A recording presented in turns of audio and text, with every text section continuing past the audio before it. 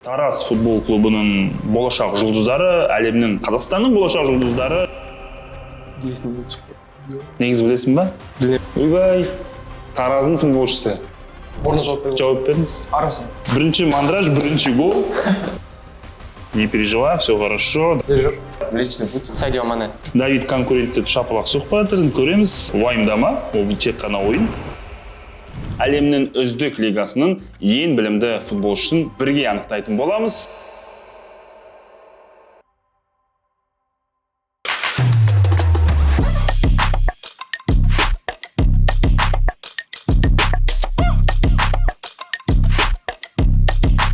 Ассалаумағалейкум, құрметті достар. Күджелік ойындары өз бастауын алды. Ендеше біз биыл Баспен ойна жобасында әлемнің үздік лигасының ең білімді футболшысын бірге анықтайтын боламыз. Баспен ойна интеллектуалды шоуының жүргізушісі мен Эльдар Аманбаев. Ендеше бүгін бізге қонаққа Тараз U18 футбол клубының футболшылары келді. Ассалаумағалейкум баршаңызға. Мен тұңғыш Ералы, Тараз U18 командасының шабуылшысымын. Барселона клубының жанкүйерімін. Ассалаумағалейкум, құрметті достар. Мен Қанабек Тілеуқабыл, U18 командасының қорғаушысымын. Жеке басым Барселона командасының жанкүйерімін, және де келе жатқан Эль Классикода Реалға нан жоқ. Всех приветствую, я Давид Дерцап, полузащитник футбольного клуба «Тараз», и я болельщик Баварии. Чанган и Астана Моторс поддерживают юношеский футбол в Казахстане. Переходи по ссылке в профиле и приобретай автомобиль по самой выгодной цене. Құрметті көрермендер, біздің шоу 4 айналымнан тұрады. 3 айналымнан кейін өкінішке орай біз бір қатысушымен қош айтысамыз. Бізде бүгін тек бір ғана жеңімпаз болады. Ендеше Тараз футбол клубында ең білімді футболшы кім екен, соны бірге анықтайық. Ендеше бірінші айналым активация.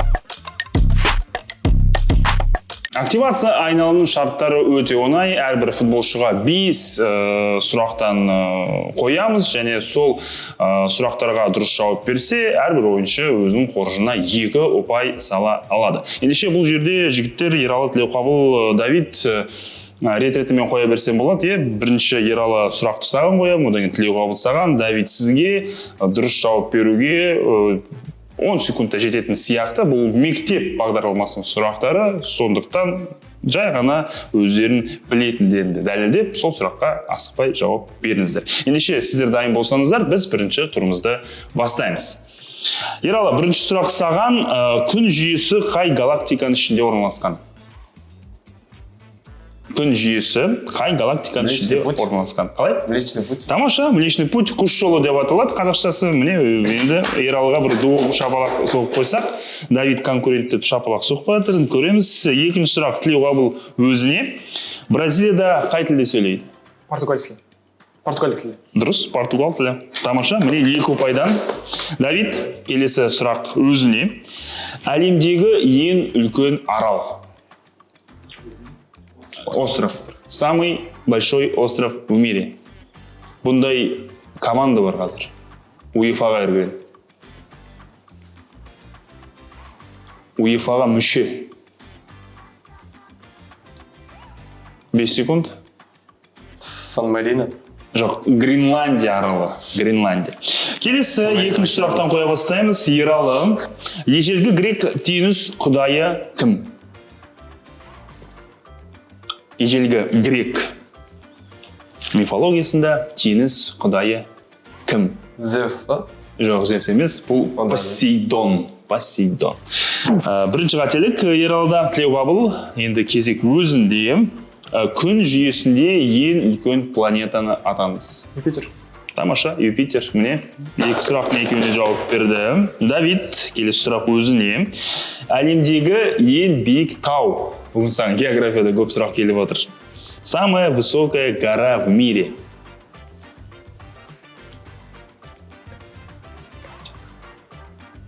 Есімнен шықты. Негіз білесің ба? Білем ба негіз? Атау андай да, бір еще Джуманджи ұқсайды. 3 секунд. Әлемдегі ең биік тау бұл Джо Малума тауы, Эверестте орналасқан. Енді біліп жүресіздер. Кетті, келесі үшінші сұрақтан қоямыз. Ералы, айға алғаш табан тіреген адам. Жалпы айға алғаш аяқ басқан адам кім? Білмейсің ба? Ау? Орны жауап беру. Жауап беріңіз. Армстронг. Нил Армстронг, бірақ енді Тлеуғабыл бұл бал саналмайды саған, дегенмен де өзінің білімділігін көрсеттің. Енді өзінің сұрағына жауап беру керек. Тлеуғабыл, оркестрді басқаратын адам кім? Дирижер. Міне, тамаша, саған керемет сұрақтар келіп отыр. Давид, тезірек гол салу керек саған, жігіттерге қосылу керек. Келесі үшінші сұрақ, сағаттың 4/1 бөлігі. Орысша айтайын саған, чему равна четверть часа? Четверть. Да. 60 разделим на 4. 15. Правильно, 15. Міне бірінші мандраж, бірінші гол. Ар жағында тамаша болады. Уайымдама, ол тек қана ойын. Тек қана бірінші тур. Кеттік. Ералы 4 бұрыштың бұрыштарын қосындысы қанша болады? Қанша градус болады? 360. Міне тамаша математика. Керемет. Жігіттер қарқындарын өте ұнап тұр бізге. Тлеуғабыл 42 километр 195 метр қашықтықты спорттық жүгіруде қалай атайды? Марафон. Тамаша. Төртеуіне жауап беріп отыр. Әзірше Тлеуғабыл басты фаворит.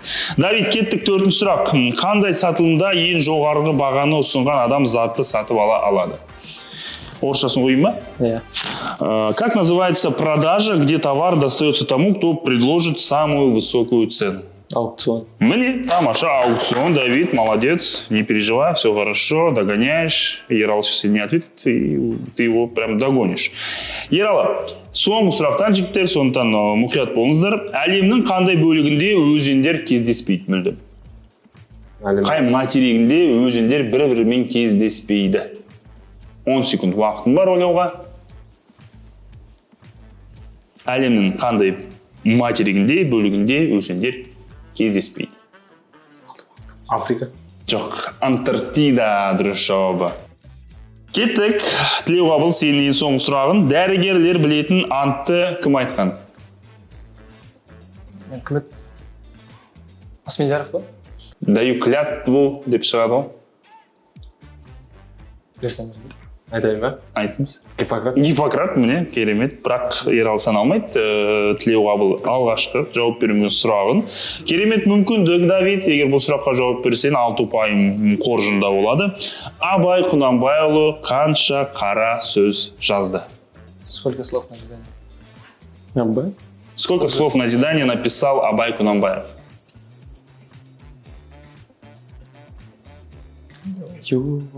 5 секунд. 45. Правильно, 45. Тамаша, міне, көрдіңіздер ме? Басы қалай, басы ашшы, соны тәтті. Ендеше бізде, құрметті көрермендер, бірінші тур аяқталды. Әрбір қатысушыға 5 сұрақтан қойдық. Ендеше тур қорытындысын бірге тамашалайық. Penalti a favor del Real Madrid. Ендеше, құрметті көрермендер, бізде бірінші турдан кейін көш башына шыққан қорғаушы Қанатбек Тлеуғабыл 8 ұпай. 2 сұраққа жауап бере алмай, мандраждап, бірақ 3 сұраққа жауап берген Давидте бізде 6 ұпай, 2-ші орында, және Ералыда 4 ұпай. Енді Ералы саған көш аяғында қалып кетпеу үшін келесі 2-ші турда өз барынды салу керек. Өйткені 2-ші тур біздің жобадағы ең қызықты тур, медиа тур, VAR деп аталады. Бұл жерде біз сіздерге қазір 5 түрлі монитормен байланысты сұрақтар қоямыз, және алдарыңызда тұрған жаңағы ысқырық свисток бар ғой, соны қолданып, кім бірінші ысқырады, сол жауап береді. Бір ғана жауап қабылданады, егер жауаптар дұрыс болмаса, кезек жаңағы 2 футболшыға. Бәрі түсінікті ғой, келіп тіріледі. Сондықтан бірінші асықпай қарап алыңыздар, сосын барып жауап беруге болады. Бұл жерде Қазақстан футболына, әлемдік футболына байланысты сұрақтар болады. Әрбір дұрыс жауапқа әдеттегідей 2 ұпай беріледі. Ендеше 2-ші тур VAR. Жігіттер, дайын болсаңдар, ендеше бірінші біздің медиа сұрақты тамашалайық. Көздеріңіз экранда болсын. Бұл жерде бірінші сұрақ. Сонына дейін қарап, менің сұрағымды тыңдап, одан кейін барып ысқыруға кеңес беремін. Кеттік. Бірінші сұрақ.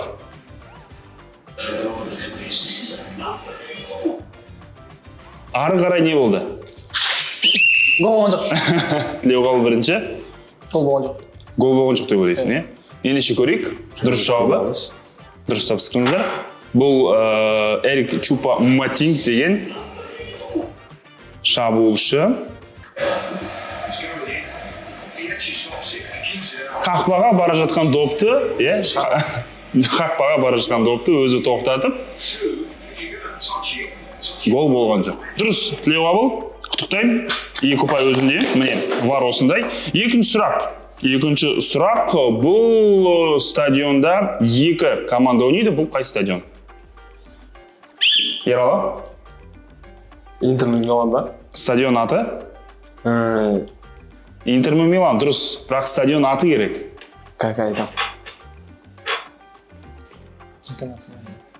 Интернационал ба? Жоқ, интернационалды Интер. Давид? Сан-Сиро. Сан-Сиро немесе Джузеппе Миаца, иә? Милан ойнағанда Сан-Сиро, ал Интер ойнағанда Джузеппе Миаца. Міне, осылайша Давидте кезекті 2 ұпай. Кеттік. Үшінші сұрақ, үшінші медиа сұрақ, назар аударыңыздар. Бұл If you have talent, talent is not enough. You need to work on your talent every day, and which means be consistent. So consistency is one of the most important things in football. If you score a goal, you have your moment, you're happy, it's finished now. Бұл қай футболшының дауысы? Бұл қай футболшы жалпы? Егер сіздер QG лиганың әлеуметтік желілерін қарап отырсаңыз, жақында бұл футболшы келіп сұхбат берген, иә, Ералы? Кафу ма? Жоқ, Кафу емес. Давид? Матрец. Матерация емес, міне Тілеуқабыл енді соңғы мүмкіндік. Жақын арада әлеуметтік желіде шыққан белгілі атақты кезінде футболды жақсы ойнаған Тілеуқабыл. Ол кім? Жауап бар ма? Кім шығар? Роберто Карлос. Жоқ, Роберто Карлос емес. Бұл жақын арада Инстаграмда шыққан Димитар Бербатов аңыздар ойынына келді, және QG лиганың Инстаграм парақшасын қарасаңыздар, бақылап жүрсеңіздер, міндетті түрде ол футболшыға танушы едіңіздер. Сондықтан құрметті көрермендер, сіздер де QG лиганың Инстаграм парақшасына тіркеліп, сол Димитар Бербатовпен болған сұхбатты қарасаңыздар болады. Ендеше 4-ші сұрақ, жігіттер мұқият болыңыздар, өйткені сұрақтар азаюда, ал сізден араларыңызда ұпай саны енді бір шек, қалай да близкий сендер ғой жалпы. Сондықтан кеттік. 4-ші сұрақ. 2 футболшы жасырылған, сол 2 футболшыны атаңыздар. Иә, Ералы.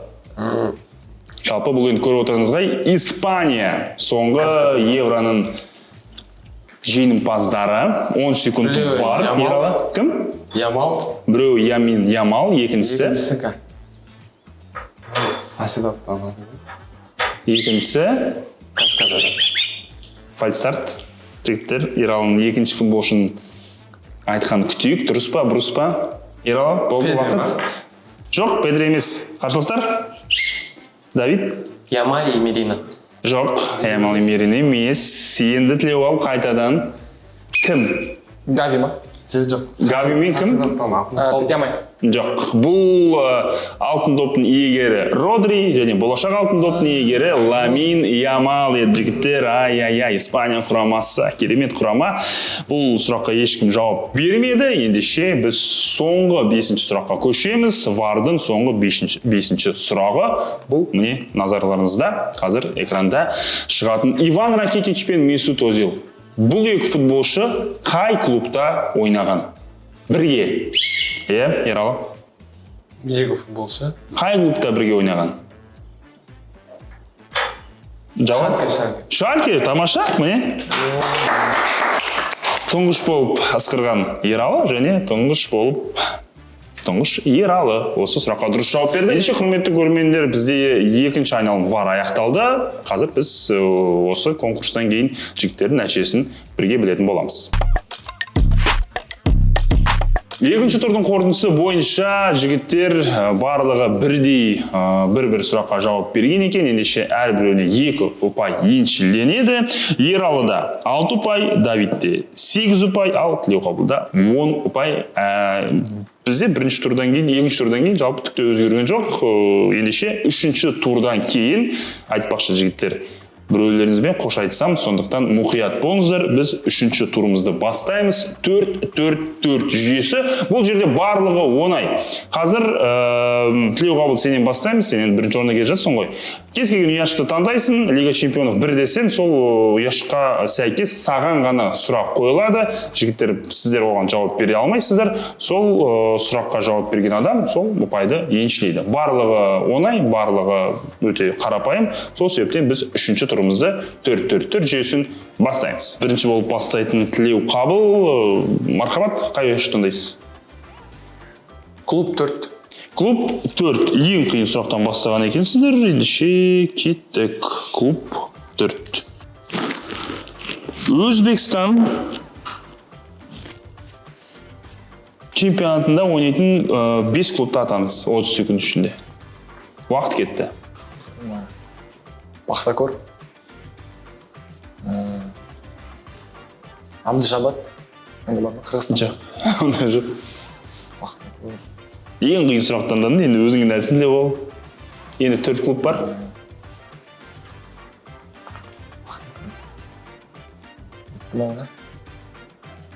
Пахтакор дерби ғады болып жатқан. Кезінде Ривалдо ойнаған клуб. Бунеткор, Андижан, Локомотив, Ташкент, Нефтчи деп кете береді. Көрдіңіздер ме, жігіттер, бұл енді ешкімге саналмайды. Клубты ең қиын сұрақты таңдаған кезде өте қиын сұрақ түседі, сондықтан абай болыңыздар. Кеттік, Давид, сенің кезегің. Клуб 3. Клуб 3, Давид, сіз бізге Турция чемпионатында ойнайтын 7 команданы атап берсеңіз. 30 секунд ішінде дайын болсаңыз, уақыт кетті. Галатасарай, Фенербахче, Бешикташ, Алания Спор, Анталия Спорт, Енді екеу, Фенербахче говорю. айттыңыз. Трансосбор, Бір Абаттың командасын айтсаңыз. Соңғы команда қалды. 5 секунд, Давид. 6 атадыңыз, сен 7-ші, соңғысы. Жауап бар ма?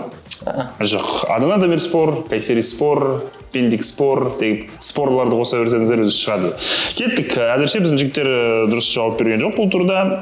Кезек Ералы сенде. Алға шығып кетуіне болады жауап Ералы. Лига чемпионов 3. Лига чемпионов 3. Кеттік. 3 түрлі клубпен чемпиондар лигасын жеңіп алған жалғыз футболшы бар. Сол футболшыны атаңыз. 3 клубпен чемпиондар лигасын ұтып алған жалғыз футболшы бар. Әлемде. Сол футболшыны атап берсеңіз бізге. Әдеттегідей 10 секунд ойлануға.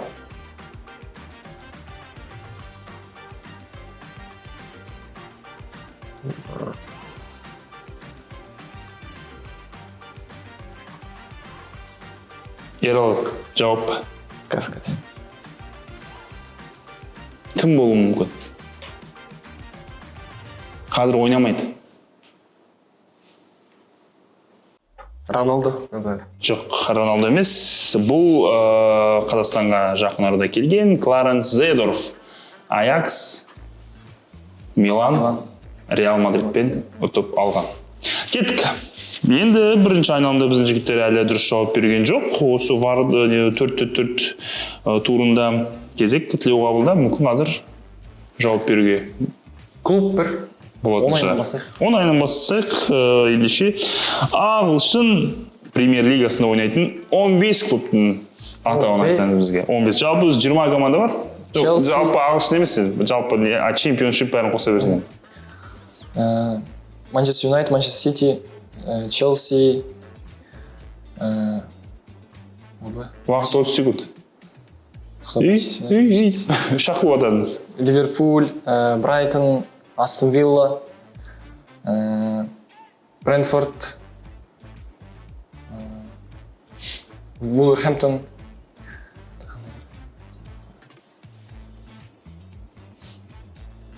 Бес секундыңыз бар. Атаған клубтар саны тек қана 8. Енді 7. Уақыт болды. Уақыт бітті. Тілеуқабыл кете береді ғой жатыр. Шеффилд Юнайтед, Лестер, Эвертон, Борнмут деген секілділер. Саутгемптон, Сандерленд. Ноттингем Форест деп кете берсеңші, Рексхэм деп. Кеттік ендеше, келесі, Давид, өзінде. Қайсысын таңдайсың? Клуб 2. Клуб 2, осымен клуб 2 клубтар категориясы бізде бітеді. Неміс Бундеслигасында ойнайтын 10 команда. Және Бавария дедім, Бавария бүкіл қарсыластар. Бүкіл қарсыластарын білетін шығарсыз Баварияны? Бавария, Боруссия Мönchengladbach, Боруссия Дортмунд, Лейпциг, Вольсбург, Вердер, Хофенхайм. Ендеше Ганновер, можно сказать? Понял, конечно. Ганновер, Гамбург Енді біреу. и Кёльн. Тамаша, міне алғаш рет біздің қатысушымыз 4-4-4 сайысында дұрыс жауап берді. Ендеше Давидтің қоржынында бізде 2 ұпай бар, және Давид Тілеуғабылда осылайша қуып жетті. Кеттік, Ералы, сен кезегің. Таңда. Чемпиондар лигасы, қазақ футболы, рекордтар бар. Рекордтар 2-ні таңдайық. Рекордтар 2-ні көрейік, ендеше кеттік. Бір күнтізбелік жылда ең көп гол соққан футболшы. Ол кім? Месси. Месси. Дұрыс, міне Лионель Месси 2012 жылы атақты аргентиналық 91 гол соққан екен. Міне қараңыздар, бізде де Ералы қазір қайтадан сайысқа оралды. Кеттік. Тілеуғабыл, сен кезегін. Чемпиондар лигасы, қазақ футболы және рекордтар. Рекордтар 1. Рекордтар 1.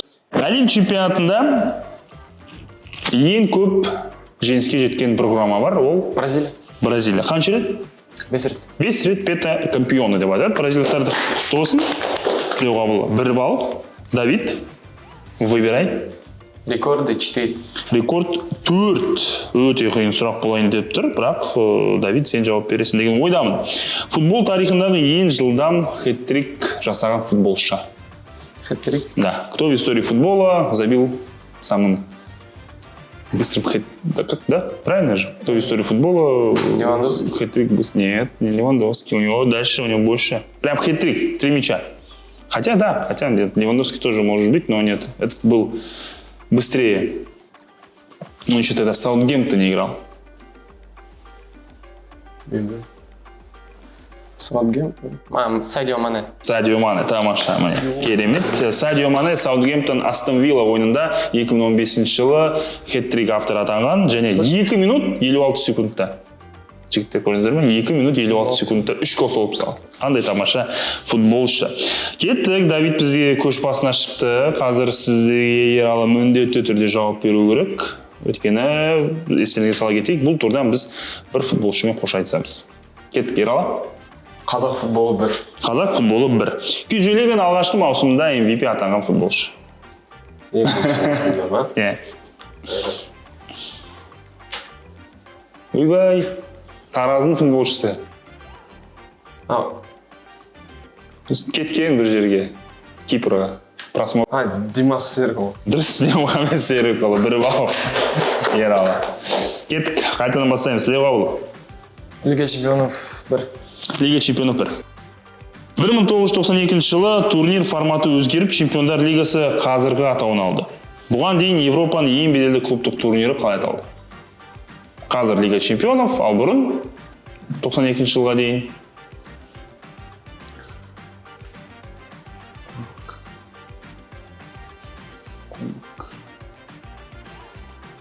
Кубок чемпионов. Иә, дәл солай. Европа чемпиондарын кубок. Міне, 1 ұпай. Кеттік. Міне, Давид. Бәрекелді. Өте керемет. Жігіттер қарқындары тамаша. Давид. Лига чемпионов 3. Лига чемпионов 3 алып қойды. Кеттік. 4, да. 4 тогда. Чемпиондар лигасының финалында ең көп жеңілген команда. Кто больше всех проигрывал в финалах Лиги чемпионов? Есть такой клуб, который неудачно играет в финале. Пари Сен-Жермен. Жоқ, Пари Сен-Жермен емес, жігіттер жай білсеңіздер. Ювентус. Ювентус, бұл италиялық Ювентус, туриндік Ювентус финалда 4 рет жеңілген. Буфон. Буфон. Кеттік. Келесі. Ералы. Қазақ футболы 2. Қазақ футболы 2. Ұлттар лигасында Қазақстан құрамасы қай дивизионда ойнайды қазір? Си. Си, дұрыс, тамаша. 2 балл, міне. Бұрыннан бері Қазақстан футболын таңдау керек еді саған. Ералы. Тілеуқабыл. Қазақ футболынан қайсы қалды? Қазақ футболынан 3-4 қалды. 4. Кеттік. Күйже лиганың алғашқы маусымында Тарас Қайрат матчы қандай есеппен аяқталды? 3-1. Кім ұтты? Қайрат. Қайрат ұтты. Міне 4 балл. Сенің үшін өте оңай сұрақ екен. Давид? Лига чемпионов осталось? Иә, 2 бар. Давайте. Чемпиондар лигасында гол соққан ең жас ойыншы. Небәрі Ямаль. 16 жаста болған бұл. Футбол клуб дұрыс айттыңыз, бірақ Фермин. жоқ. Соңғы мүмкіндік чемпиондар лигасында ең жас ойыншы гол соққан ол қазірде сол клубта ойнайды. Мессиден кейін 10-шы номерді алып. Ансу Фати. Ансу Фати қазір өкінішке орай Ансу Фатидің бұл қарқын бұрғындай емес. Ендеше соңғы 2 сұрақ, ол 2 сұрақтың біреуіне біз жауап бермейміз, өйткені бізде 3 жұп ойыншы саны, сол себептен бұл Ералы саған керемет мүмкіндік. Сондықтан ең қиынын таңдауға кеңес береді. Қазақ футболы 3. Қазақстан құрамасы ресми түрде УЕФА-ға қай жылы мүше болды? Немесе қай жылы кірді? Қазақстанда? Біз енші Қазақстан. 2002. Астана. 2000? Тамаша, 2002 жылы біздің құрама УЕФА-ға мүше болып кірді. Осылайша, құрметті көрермендер, бізде 3-ші тур аяқталды. Естеріңізге сала кетейік, бұл турдың қорытындысы бойынша біз бір футболшымен қош айтсамыз, ал қалған 2 футболшы финалда кім лайықты, кім ең білімді екенін сарапқа салады. Осылайша, құрметті көрермендер, бізде 2 ойыншыда тең ұпай екен. Давидте және Тілеуқабылда 16 ұпайдан, ал өкінішке орай Ералы 2 балға аз жинап, бүгінгі ойынды осымен аяқтайды. Ералы, саған көп рахмет. Кім жетті ойлайсың? Тілеуқабыл. Кеттік, ендеше бізде финал, құрметті көрермендер. Құрметті көрермендер, бізде финал. Финал бізде Fergie Time деп аталады. Естеріңізде болса, сэр Алекс Фергюсон 90-шы минуттан кейін сағатына көрсеткен кезде бүкіл қарсыластары қорқитын, өткені сол уақыттарда Манчестер Юнайтед жеңісті суырып алып, немесе тең есепті қанағат тұтып камбэк жасайды. Қазірде Манчестер Юнайтед камбэк жасап жүр, ал бізде Давид камбэк жасай ма, жасамай ма, осы турдың қорытындысын, осы турдың аяғына білетін боламыз. Жалпы біз жеңімпазды мүмкін серия пенальти сериясынан анықтауымыз мүмкін, өйткені ойыншылар қанша ұпай тігеді бұл финалдық айналымда, біз сіздермен қазір білетін боламыз. Шарттар өте оңай, жігіттер, екеуінде де 16 ұпайдан. Қазір мен бір сұрақ қоям, бірақ ол сұраққа дейін сіздер жаңағы алдында тұрған планшетке жалпы қанша ұпай бұл айналымда сарапқа саласыздар, соны жаза кетсеңіздер. Егер сұраққа дұрыс жауап берсеңіздер, ол ұпайлар еселенеді. Егер сұраққа дұрыс жауап бермесеңіздер, мысалға 16-ны таңдасаңдар, онда 0 деп қаласыздар. Ал мысалға Давид 16-ның 1-ін таңдаса 15 деп жеңімпаз атануы мүмкін. Сол себептен бұл жерде ойлаңыздар. Сұрақ жалпы сол өздеріңіз ойнап жатқан Тарас футболына байланысты, Тарас клубына байланысты. Егер дайын болсаңыздар, бір-біріне қарамай планшетке қанша ұпай тігесіздер, соны жаза кетсеңіздер. 16-дан артық жазуға болмайды. Ендеше кеттік, күтеміз. Дайынсыздар ма? Ендеше экранға көрсетсеңіздер, Тілеуқабылда 4, ал Давидте 3 ұпай. Болды. 3, 4, бұл жерде барлығы түсінікті. Ендеше біз сұраққа көшеміз. Кеттік. Тарас футбол клубы. Жалпы тарихы білесіздер, Тарас футбол клубы тарихы. Қайда ойнап жүргенде. Историю знаешь, да, Давид? Своего клуба. Ендеше Тарас футбол клубының 3 бұрынғы атауын жазып берсеңіз бізге. 3 любых названия клуба Тарас в истории. Как клуб назывался раньше? Все, кеттік. Ендеше бір бізге қарамай, планшетке жазыңыздар, сіздерде 1 минут уақыт бар. бір-біріне көрсетпедіңдер. Кемінде 3 жазу керек. 4 жазсаңыз тіпті жақсы. 6 жазсаңыз одан да сайын. Керемет болушы еді.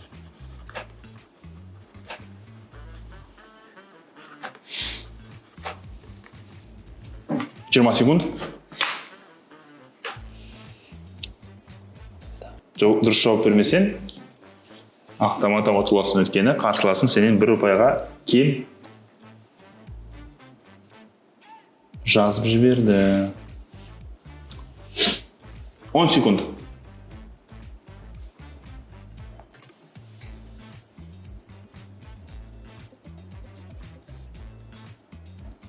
Жігіттер, уақыт болды. Ручканы қоямыз. Құрметті көрермендер, сұрақ өте оңай болған. Тараз клубының тарихында жалпы 6 рет атау өзгерген екен, 7 рет атау өзгерген. Сол 7 атаудың ішінен және 3 атауды айтып берсеңіздер. Давид, сенің нұсқаларың қандай? Көрсетсең бізге камераға. Айтсан? Әулие-ата и Тараз. Әулие-ата и Тараз. Енді Тараз қабылданбайды. Бұл жауап дұрыс емес. Ендеше жаңа Давид, сен қанша 3 балл ба? Аха. Сенде қазір 13 қалды. Барлығы өзінің қолында. Тілеуқабыл, қазір сен дұрыс жауап бермесең, онда Давид жеңіске жетеді. Сен нұсқаларын камераға көрсетсең. Атауы? Тараз, Қаратау, Жамбыл, Әулие-ата. Тараз қалай? Қаратау. Жамбыл, Әулие-ата. Жоқ, өкінішке орай бұл дұрыс емес. Металлист, Восход, энергетик, Алатау, химик, фосфор деген атаулар болған екен. Атурин. Иә. Сол себептен бізде бүгінгі ойында жеңімпазы Тараз U18 футбол клубының шабуылшысы Давид Дерца. Құтты болсын, Давид. Давидте скромно начинал, да, Давид? Көрдіңіздер ғой. 13 ұпай, ал тек қана 1 ұпайға қалып қалған Қанатбек Тілеуқабыл Тараз U18 командасының қорғаушысы. Құтты болсын, жігіттер. Қонақта болған Тараз футбол клубының болашақ жұлдыздары, әлемнің, Қазақстанның болашақ жұлдыздары және бүгін жеңіске жеткен Давид, сені шын жүректен құттықтаймыз. Енді біздің Күйжелига қатысушыларын құр бос қайтармайды, сол себептен сіздерге біздің лига атынан сыйлықтар бұйырса, тек қана осындай жобаларда емес, алаңда да көп жеңіс тілейміз. Биыл енді Тараз футбол клубына, жалпы біздің лигадағы барлық футбол клубына тек қана әділ жеңіс, таза ойын, мықты голдар. Ендеше құрметті көрермендер, біздің YouTube арнаға тіркеліп, лайк басып, комментарий жаза кетіңіздер. Келесі шығарылымға кімді шақырайық, соның барлығын жазыңыздар. Күйжелига бүгін жаса.